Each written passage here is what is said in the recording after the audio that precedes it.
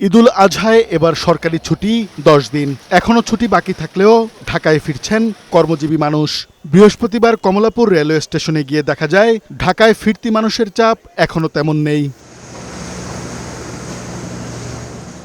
ভিড় এড়াতে কেউ কেউ আগেই এসেছেন বলে জানান। শুক্র শনি আরো অনেক দাম বাঁচবে, যার কারণে একটা আগে আসাটাই অনেক ভালো হয়েছে। বাচ্চার স্কুল আছে, কোচিং আছে, এসে 2 দিন রেস্ট নিবে, ভিড় এড়াতে চলে আসছে। ঈদে বাড়ি যাওয়া ও ফিরে আসায় এবার ভোগান্তি হয়নি বলেও জানান নাগরিকরা। টিকিট পাইতে কোনো সমস্যা নেই, আমি অনলাইনে টিকিট কেটে ফেলছি আগে। ঈদ যাত্রাটা অনেক শুভকর ছিল, যাতায়াতের ক্ষেত্রে যতটা সুবিধা ছিল ফেরার পথে আরও বেশি সুবিধা পেয়েছি। জাস্ট টাইমে এসে পৌঁছালো, ভালোভাবে এসেছি। কোনো গ্যাদারিং নেই, একদম জাস্ট টাইমে ট্রেন আসছে, ছাড়ছে, সুন্দর মতো আমরা এখানে পৌঁছে গেছি। এদিকে যারা নানা কাজে ঢাকায় ঈদ করেছেন তাদের অনেকেই ঢাকা ছাড়ছেন।